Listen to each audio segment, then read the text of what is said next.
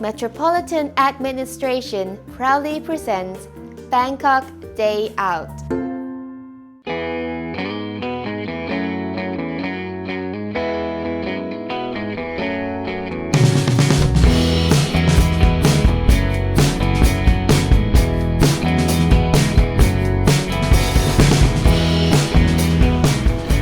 Well, Bangkok really is big and busy, and there's just so much to see and do here, isn't there? There is. The shopping's great, and there are lots of cool bars and restaurants, and so many beautiful cultural sites too. Well, sometimes I feel like there's so much to do here that I kind of need a day off to recharge the batteries before we come back and see the rest. That's understandable. Yeah. I mean, I love shopping, so I'm used to concrete jungles. And a lot of people love the hustle and bustle of Bangkok, but some people find it a bit too much. And oh, you know what? I have an idea. There's lots of green space in Bangkok, actually, so we could go to one of the beautiful parks here today. Shall we try that? Yeah, sounds good. Yeah, let's go. All right. We have decided to come to Suan Rama Park. The first thing you'll notice about this park is that it's huge. It's the largest green space in Bangkok. Something that many tourists won't be used to is paying entry fee at a public park.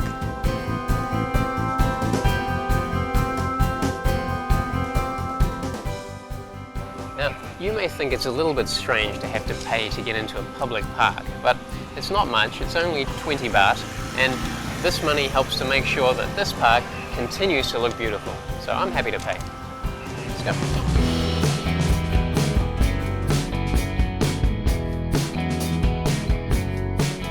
Now, the park is open from 5 in the morning to 7 in the evening, and people come here to exercise, to cycle, relax by the lake, or just stroll along the beautiful path like us.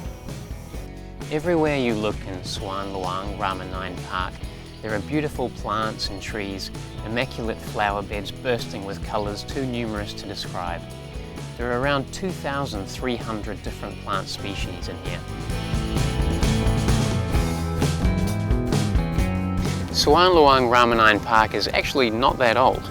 It was built in 1987 to celebrate the King's 60th birthday. Now, 1987, that means this place is actually younger than I am. Now, the park is a great place to relax with family and friends and just kind of hang out, but there are also some places here where you can learn an interesting thing or two. Behind us here is Ratchamongkon Pavilion, and just looking at the building, you can tell it's already quite special.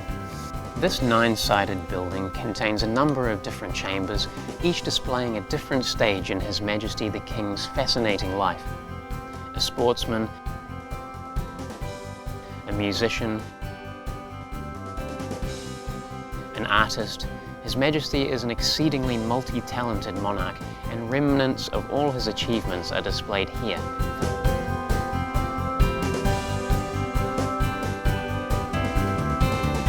And the building itself is not just an arbitrary design.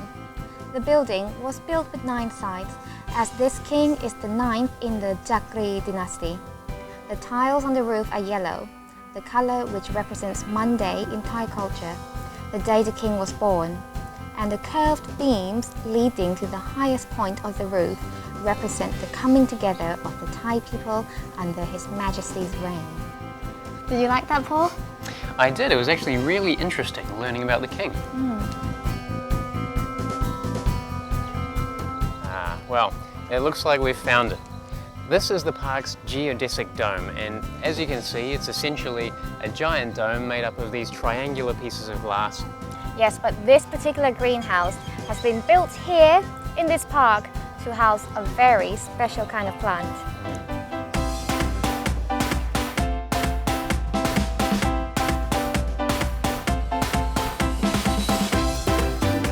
This huge botanic garden is home to a massive collection of plant species which are used for research and educational purposes.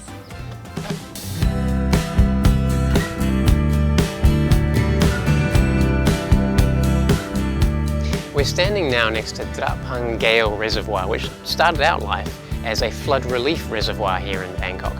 Now, as you can see behind us, it now has a far more pleasant use.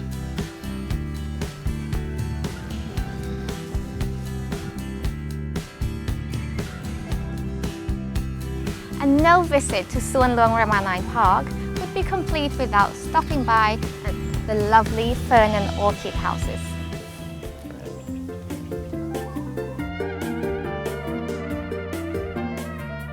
The colonial-inspired fern and orchid house contains a spectacular collection of species, many of which we've never seen before.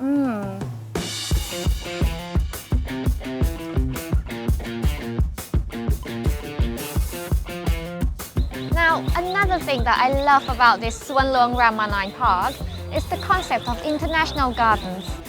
That's right. Throughout the park, they have all of these small gardens which have been created to look like traditional gardens from all around the world.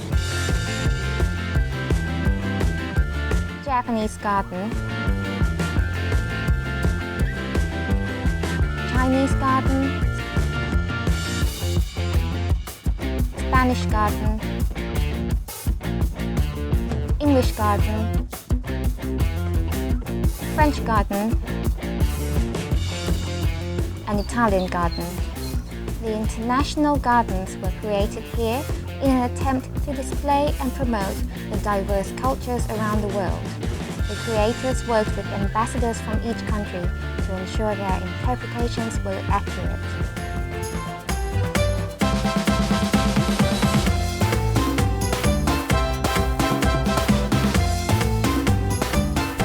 So we are now in Romani Garden, and I think it's a very interesting part of this park. You see, this garden was designed to resemble the natural environments found throughout Thailand. So every rock and every tree that you see in here have been brought from all over the country. It's like having all of Thailand inside this park, which I think is such a lovely idea. And it's so pretty in here too. This commemorative sculpture in the center depicts Her Majesty the Queen on the banks of the reservoir.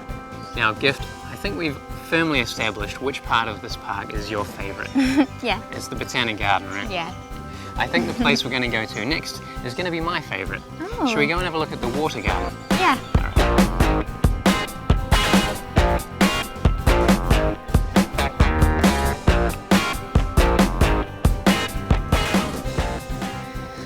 Now, here in the water garden, as you can see, there's a whole host of different plant life, but that's not all. It's also home to a bunch of different types of aquatic birds and, of course, the fish that live in the lake itself.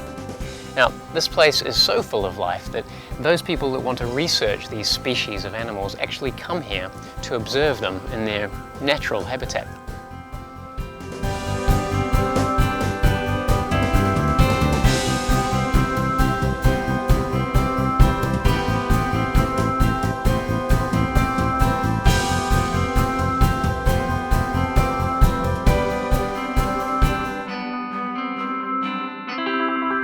The best way to get here is to get the BTS to Udom Suk station and grab a taxi from there. Well, Suan Luang Rama the 9th Park is absolutely beautiful. Thank you very much for bringing me today, Gift. My pleasure. You see, the city is so fun and exciting, and there's so much to do. But if you fancy just taking it easy for a day, this is the place to be. And if you have any favorite spots in Bangkok, come and tell us on our Facebook page. Thanks for watching Bangkok Day Out. See you next time.